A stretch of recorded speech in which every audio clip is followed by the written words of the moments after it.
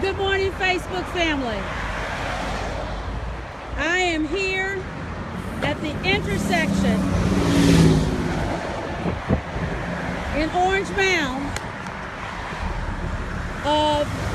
in Memphis, Tennessee. Orange Mound is my home neighborhood where I grew up. It's the second oldest African American neighborhood in the country where African Americans could own their own home. They were sold lots of land where they build their homes by hand. It's been recognized historically as a community over the last 10 years where our elders and folks who stayed in the city helped to make that a reality. I am here this morning in this time window because last evening I had an opportunity to go to the Shelby County School Board working session around the closure of Dunbar Elementary School.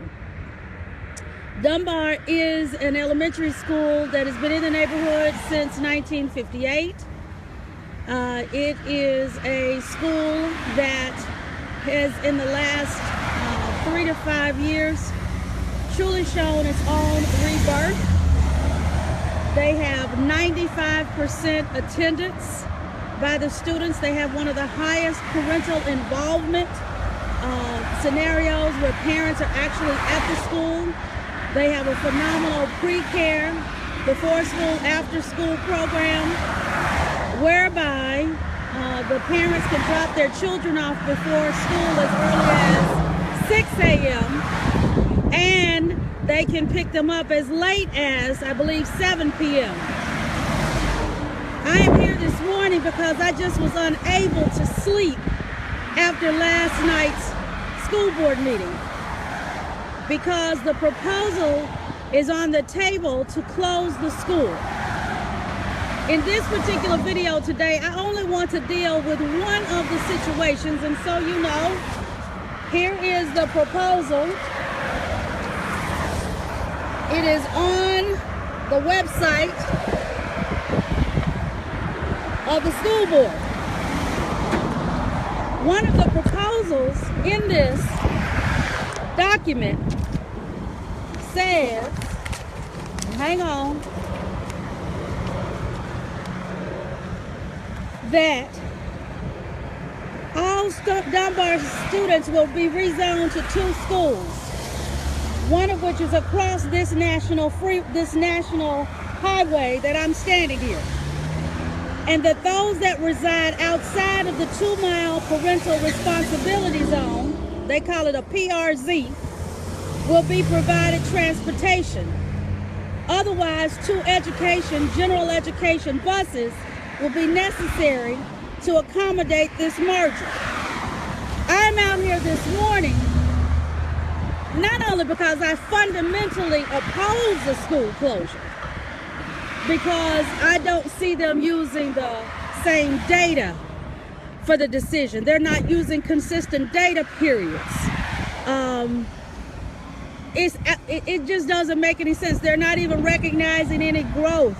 None of those things, and the school is doing better. But here's why I'm fundamentally here this morning. I couldn't sleep. I was so disturbed by hearing the rationale that I said to myself, if it's strictly dollars and cents for them, then let me show them what real world dollars and cents looks like. I asked all of my friends to join in, like it, swipe it, love it, comment, because we must take control of the communities, not only where we live. I get the privilege of living in Atlanta, in Buckhead, Brookhaven, one of the most affluent neighborhoods, not only in Atlanta, but in the country. But I grew up here. I have not forgotten not only where I came from, but what my responsibility is to make a difference, to let them know that what they're deciding is not even logical. So last night, I was just unsettled. So I drove from the original school, which is at Select in Hamilton, over to Bethel Grove, which is where most of the children will go. What you find is, I don't believe that Dorsey Hobson, the superintendent, nor the school board intend to do harm, but they have made a financial decision on paper without even checking the practical reality of what will happen to these parents and these children every day. I worked in Procter & Gamble, I worked in Delta Airlines, or I've run my own business. I've never made a strategic decision that didn't create transformation without doing tactical checking of whether the strategy will work in implementation. It has not been done in this scenario. I have not changed this camera for a reason. I want you to see the frequency of the cars coming by. I think I got here about 7:35. I'm going to stay until 8:15 because that's the window of time where our children will have to walk across this street. If you're blessed enough to live in a place where your child does not have to walk across this freeway, not only do I want you to like it, but I'm going to put a post on here, but we need to say something. Listen to how loud that noise is what we're going to ask our children to walk across. No, I don't have any children of my own. I've got nieces, I've got nephews, and I've adopted every one of those in Dunbar because this is unacceptable. We stood last night to pray for a child who had been lost since the last meeting. My heart goes out for that family. But I wonder whether or not the school board and its officials, have they served the superintendent and the school board effectively? Because I don't think anybody has ever walked out here and checked what I'm doing today. This is what you call tactical excellence to a strategy that you want to implement around a budget. Separate issue, I don't agree with the budget. But let me show you here today. This is the first law point that I've seen really since I've been here. But I promise you I'm going to stay the whole time. What is this area that I'm talking about? This area, they say they want to close. Any parent within 2 miles of the merger will be responsible, ladies, to get their child to school.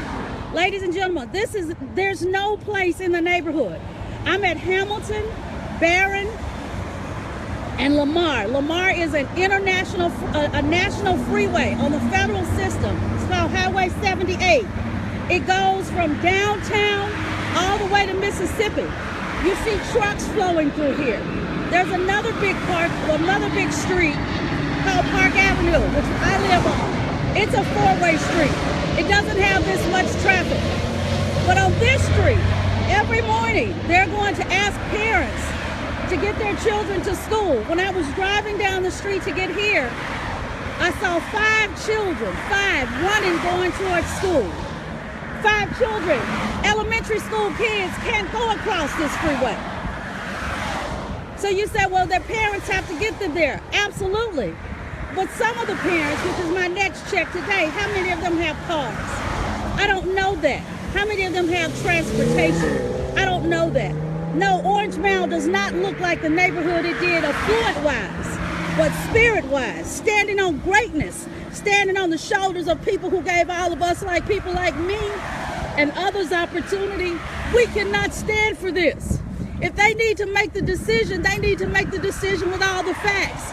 I invite Dorsey Hobson, his administrative team, any school board leader to come out here with me any morning before next Tuesday night when they need to make their final decision. They don't have enough information to make this decision. Not enough information to make and keep these children safe. Safe. That's what I'm talking about. Safe for them to walk to an education. And oh, by the way, if they implement the merger without dealing with this transportation reality that you're seeing on this screen, then they're then going to come into a historically African-American neighborhood in 2017-2018 school year and fully implement busing again. Oh yes, they said they would implement a shuttle to support parents who might need to go to school. But listen, look at this, ladies and gentlemen. The traffic has not stopped. It has a lull for a minute, but it's not stopped. No one has come out here to do the mileage check. If you drive down this way and you go to Barron and Pendleton, that's where most of the children would go to Bethel Grove from this side. But look at the trucks. Look at the flow of traffic. This is Lamar right here where you see the United truck. This is where you see the car coming across. This is Barron. This is a 1, 2, 3 street intersection here. All right, so let me turn around and show you where they're going to have to walk. If this is the traffic that they're going to have to cross, this is also, see up there where that light is? I don't know if you can see the traffic light, but up at the traffic light, they have to turn left right there and go down about a block. But the reality of that is not bad. It's this highway. So let's go this way. Let's look at the traffic coming back the other way. The reason that you see so much traffic coming from this way is because this is where Mississippi, this is the end where Mississippi comes into Memphis. I couldn't sleep because without letting the superintendent and the school board know, you may have financial realities, but this reality here has not been tested. It's not been checked. You've not done feasibility to fully understand what 2 miles means. I invite any of them to come out here with me and look at this. I applaud last night. They had a full house of parents who were in the room. It was awesome to see. Awesome to see.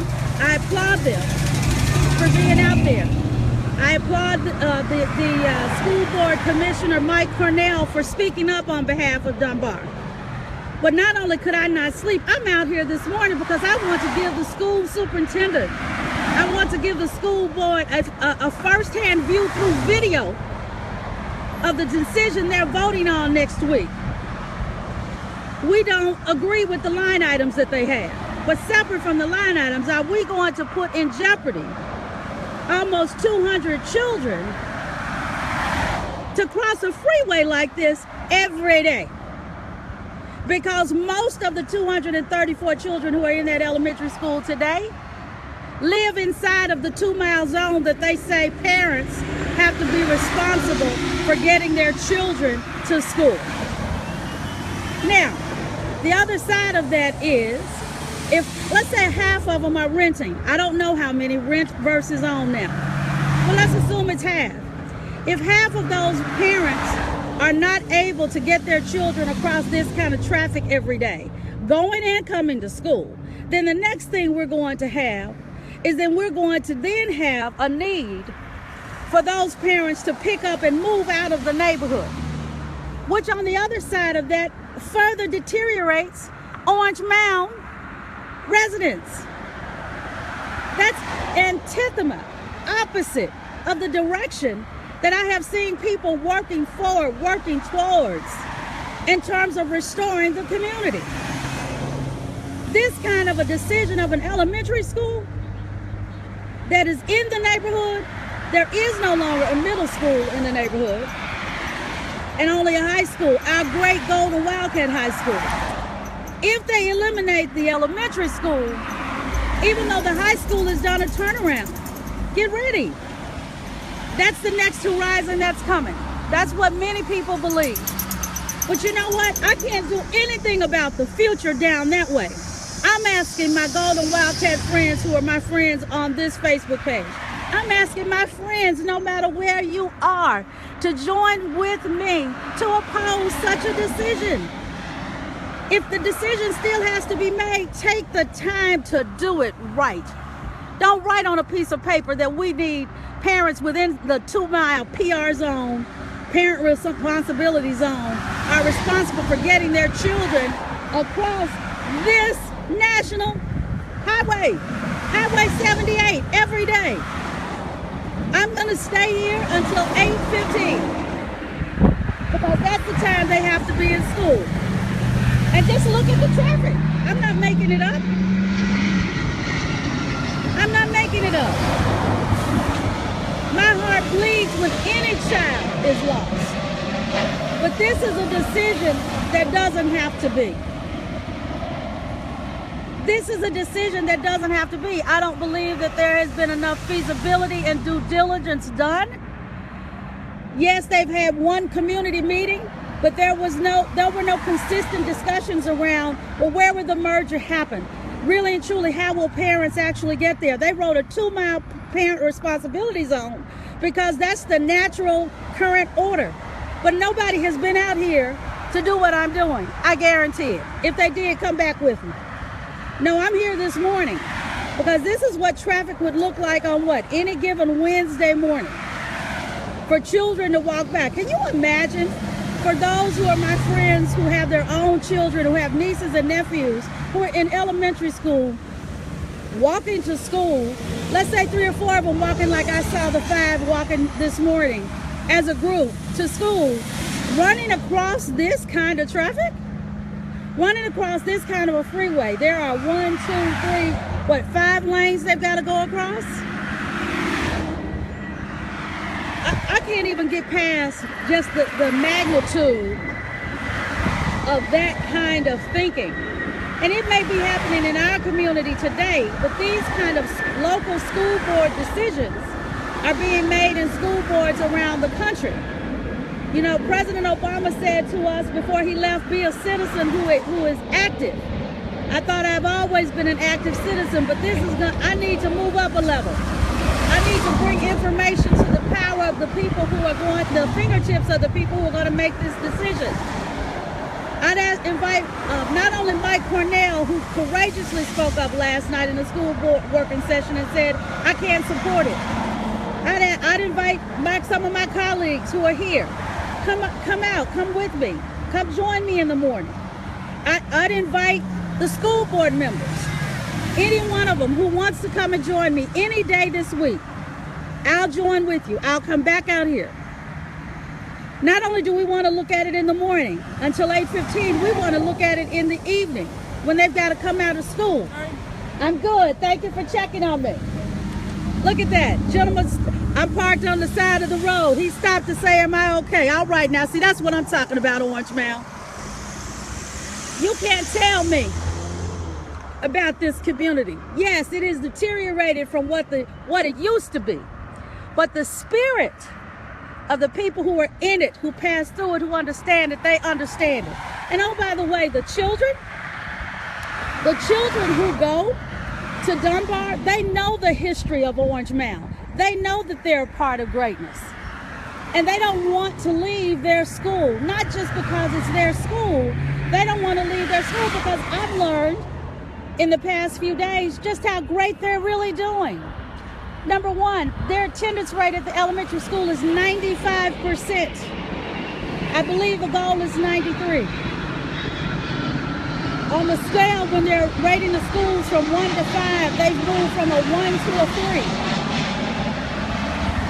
Equally important to me than that measure is that they have the highest parental involvement, one of the highest, in the entire Shelby County School District.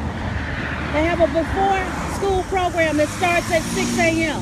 an after school program that lasts until I believe 7 p.m. so that parents can trust that they can drop their children off in the morning and they're safe in the morning and afterwards. I have passed by in the last week the school a couple of times in the evening. I don't believe the principal even leaves the school before 7:30 or 8. That dedicated. I would like the school board to see that there are some touches here. There's some greatness here. It's not just the numbers they're looking at. And the numbers they're looking at to make the decision, I'm not sure are all correct. Last month, when I was home over Christmas, they presented a revision number that they needed to do for the school of $3.2 million. Well, ladies and gentlemen, when some of my community members who were there pointed out a couple of things that were wrong in the line items, and sure enough, they were wrong. But yet, if you go on the school website today, they say in this report, let me pull it up again. This report, which is from the school website, it says community hearing was conducted December 15th at Dunbar. And they say in here, hold on, I don't want to lose my keys. Look at this traffic. This is what they're going to ask our elementary school children to cross every day when they merge. Now, I want to thank many of my friends who yesterday spoke up, sent letters to the superintendent and the school board. When I get off of here, I'm going to post again. Don't post my generic letter. Post your passion for this neighborhood and this school. You don't have to make it long, but let them know that you support this school and you don't support sending our children across this highway. I could not sleep last night thinking about that. Our children, they haven't done enough feasibility and due diligence to know how they're going to get there. At a time when we're talking about neighborhoods need to be sustainable, livable, and thriving, we don't have a sustainable path for the children to walk to school with the merger.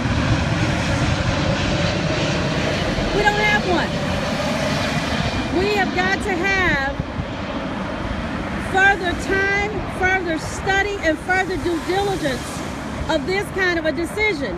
Yes, they offered a shuttle beyond the 2 buses, but to be clear, the 2 buses that they reference in this document, the 2 buses are only for children. This is the Dunbar Elementary School Impact Report, says January. So the 2 buses that they reference in this document are to serve children and families who are beyond the 2 miles. The merger that they are proposing in terms of closing Dunbar, and oh, by the way, for the first time beyond what they said to us in December, they said when they close Dunbar, they're going to demolish it to make it a parking lot to support the stadium. Yes, I did say that. It says demolish the school. Because last month in the paper, in the PDF, they indicated that they wanted to make it a parking lot to give tailgating space to people who use the stadium. Now, ladies and gentlemen, since when has tailgating parking space been more important than the education of our children?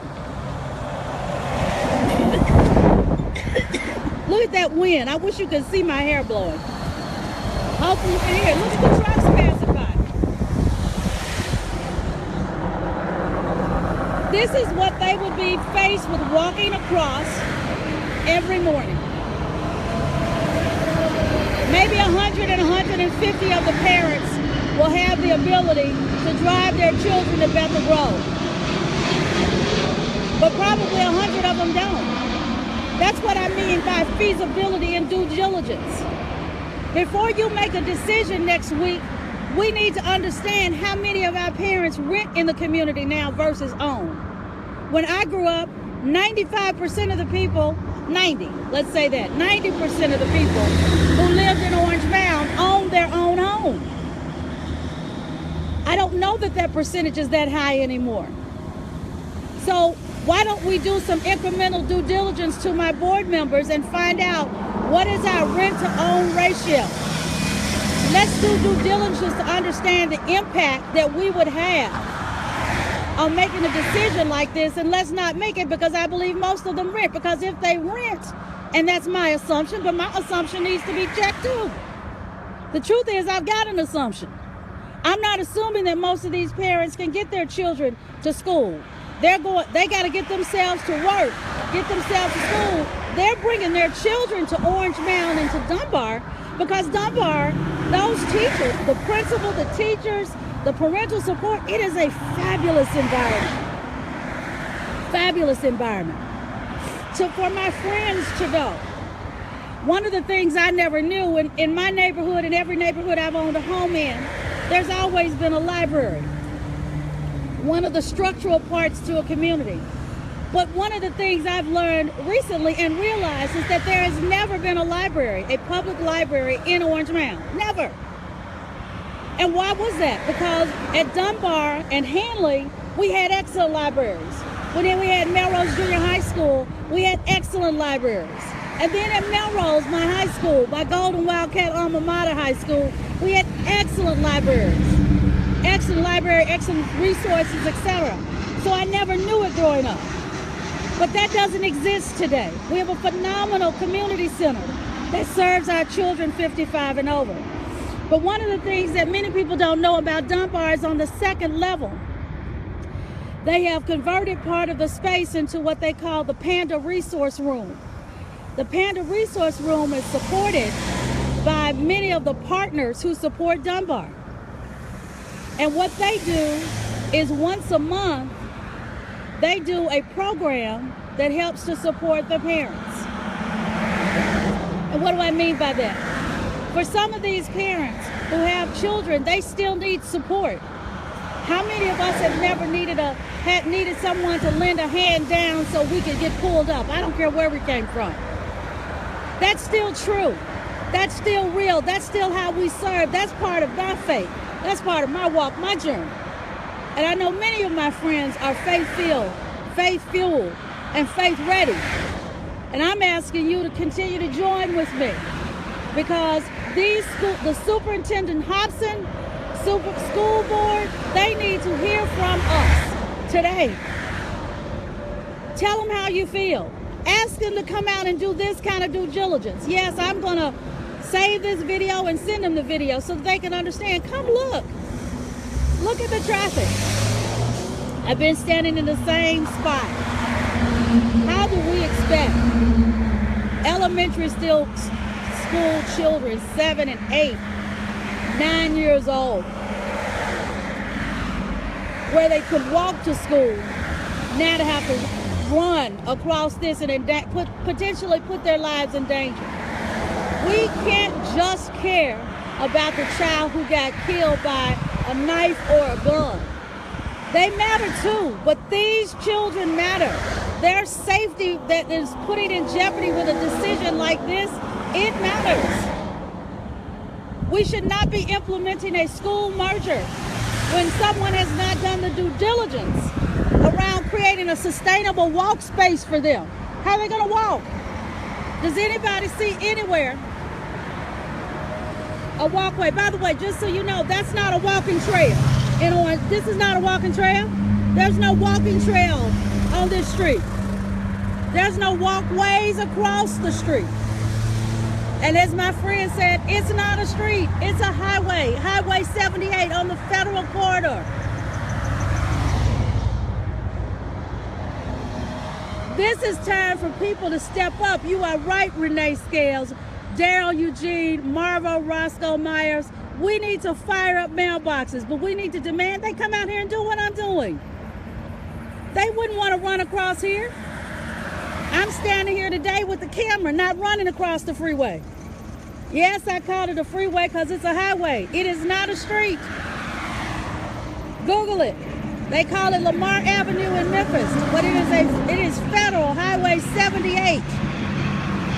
So we're asking our 6, 7, 8, 9, 10-year-old children in an elementary school to run across this every morning, every afternoon. And for people who wonder, well, where are the children? Some of those parents have to drop their children off or let their children go to school early so that they can go to work. When I grew up, we didn't need a before school program, because in my neighborhood when we grew up, I am a Scales, proud from Orangeville, 9 generations deep and strong and worldwide.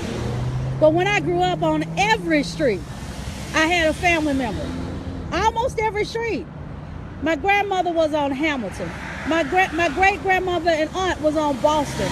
My cousin Aurelia was on Select. My other grandmother and aunt was on Supreme.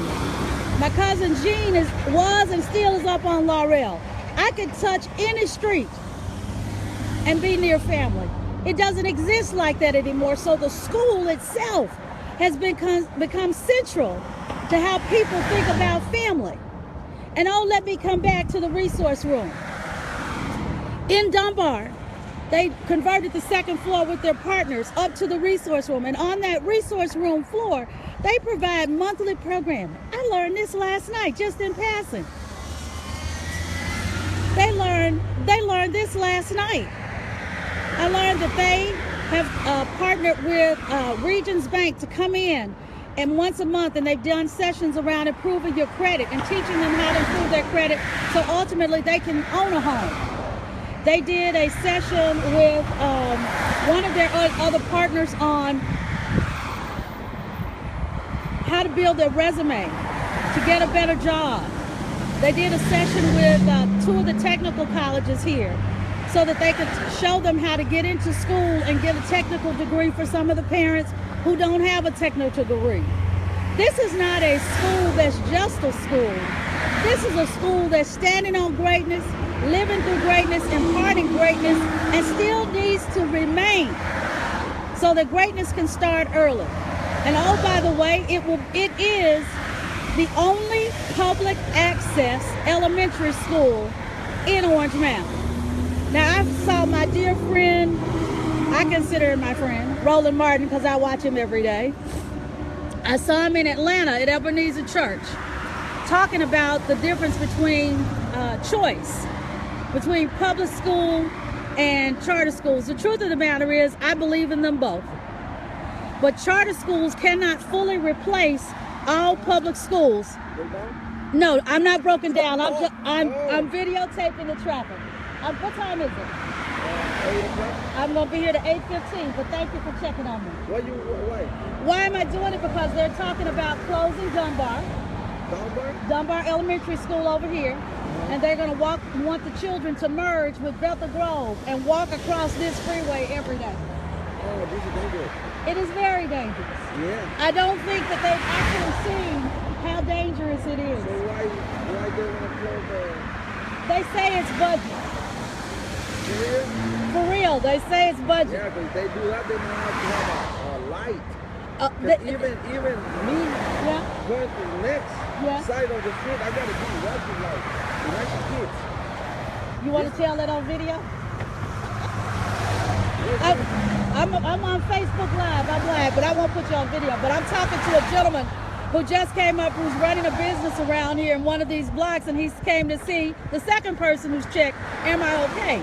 And he said, even running his business, he said going across this street, sometimes he's got to duck his head, each way. He says in order for this to even work, they might have another light here so children can walk across. Oh, by the way, to our Superintendent Hobson, to the school board, has anybody done a feasibility study on putting a light here, another light, so that children can get across? Because, as I just said to you all, ladies and gentlemen, when you look, you know how you see those walk trails on some streets? There is no walking trail on this street. And this is a federal highway, so they don't have the authority to put a walking trail on here. So as my friend who works here and looks at it has said, well, wait a minute now, are they going to put another light in so that children can cross the street? Has anybody done the feasibility on that being done? What are the costs of doing that? We can't just go on the fact that we want to cut the budget and save money and tear the school down and make it a parking lot for tailgating, because they said last night in public they want to close the school, demolish the school, and what is it going to become? A tailgating parking lot, and that's still not going to be enough space. We should value our children's education more than that. And oh yeah, they say that the school isn't on the National Historic Register. Okay, but it's in a historic neighborhood, clearly. And if we need to get it on the register in order for it to qualify, that's on our next to-do list. We'll take it up. But before we get to that, we want you to understand, Superintendent Hobson. I want you to understand. School board members, I want you to understand, I couldn't sleep last night because I know this neighborhood. I grew up in it. I've had family on every street. They're not all here anymore, but the ones who choose to be here should be safe. They should be able to get an education, and they should be able to safely walk to school. Before you make this decision next week, we must have a feasibility study. Because what you have put on the table for the private, the parent responsibility zone is not robust enough for the decision you're making. 2 miles. This is within 2 miles. This is what those parents and those children will face every day. Every day. Now my friend just here told me it's 8 o'clock. So I'm going to leave this video with just these thoughts. I couldn't sleep last night. Like I said, any child who loses their life through a gunshot or a knife or a fight, I can't sleep about all that. I pray for those families who have felt that. But I can also say, I'm praying for the children of Dunbar. I can say to you, I'm praying that the Superintendent Hobson, that the leadership and the school board members who vote will clearly understand that this is not a decision that you can make to vote to close a school, to merge, when no one has done all the due diligence. There's no walking trail. There's no light, because this whole area is within the 2 miles that you're saying that parents will have to be responsible for getting their children to school themselves. Oh, by the way, they're not absolving themselves of that. They can get their child to school when it's within the 2 miles because they live in Orange Mound. But if you do what you're about to do, you're going to not only put them in danger or jeopardy, I don't see how they can go across here. We don't want you to do this. We want you to have all the facts, consider all the facts, and do what's right. I'm just talking about one situation of why you're saying you're going to close the school. That money thing you're talking about, I'm willing to go raise money for it. I bet you I can find others who will too. But on the safety issue first, there's no way, Superintendent Hobson, there's no way, school board, that I can see that you can close Dunbar with the information you have, that you don't have all of the tools to keep 200 students safe just on their way to school. And if you make the decision anyway, you then decimate residents. You create flight out of a historically black African-American neighborhood that has been recognized. That has been recognized by the Smithsonian, that's been recognized with a whole film on it on PBS, and that was just recognized by First Lady Michelle Obama in the Preserve America program, which is a program that was started by First Lady Laura Bush. So, ladies and gentlemen, I'm going to sign off. On this moment, I wanted you to see what I saw. This was my supposition around what I thought would happen. Yes, I saw it last night when I drove, but I came out here this morning at this time of day so that we could see what it would be like between 7:30 and 8 o'clock when children would typically try to go across here to go to school. Not every parent was able to take their child to school and work and all of those things. I'm not judging any of that. I'm simply asking those leaders who are important to decision-making power that you have not done all the feasibility study that you should do to make this decision go forward for the next school year. School board members, I urge you to vote no. Skip the money. Just this issue alone says there are no walking trails. There's not enough of a traffic light. This truck just came from across Barron.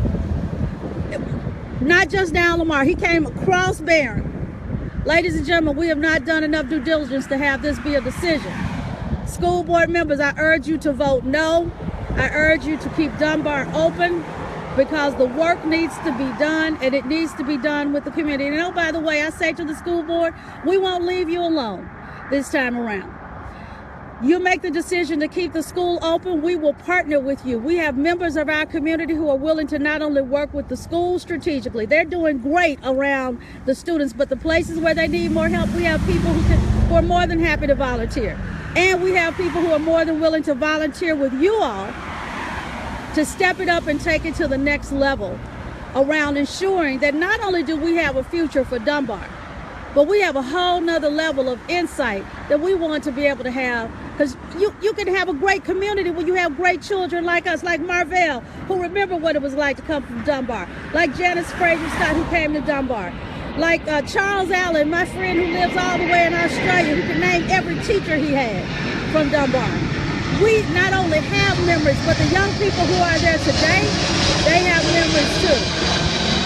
I thank you all, my friends, for tapping in. And please, please, please. One of my friends, Renee, said they should build a bridge over the freeway. Well, Renee, I'm okay with the bridge, but they got to take time to do it. They got to do feasibility. That's what I mean by they have not done enough due diligence to make a decision to close a school next school year. If they want to still move on with it, then they've got to do other things. Yes. I'm okay. Thank you, my brother. I appreciate it. Ladies and gentlemen. All right. Thank you, my darling. Ladies and gentlemen, that's the third person that has checked me. Don't tell me that people in this community don't care. That's the third man who has stopped his car and checked to see am I all right. I thank them for doing that. And I know that there are men and women who care about our children just like I do. You don't have to be in Orange Mound to stand up, but if you're in Orange Mound, you got to stand up, not shut up. You got to be up. You got to rise up, as the Falcons say. We got to get letters over today. I'm going to post this back on email on Facebook. You don't have to write a form letter. Just write the email and say, I support Dunbar staying open. And if you've seen this video this morning, the feasibility study that they have not completed to work with the federal government and the state government, if they're going to close it, there ought to be a bridge, Renee. If they're going to close it, they need to figure out how to put a walkway they can walk down. None of that work has been done.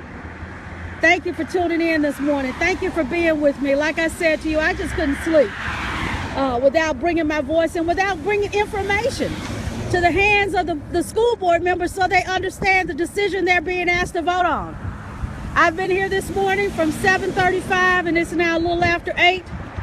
Thank you for tuning in. Please stand up. Please rise up. Please make your voice count. Send an email and I'll post the emails of all the superintendents and the school board members on this video when I go and give you a cup of coffee. Thank you, everybody.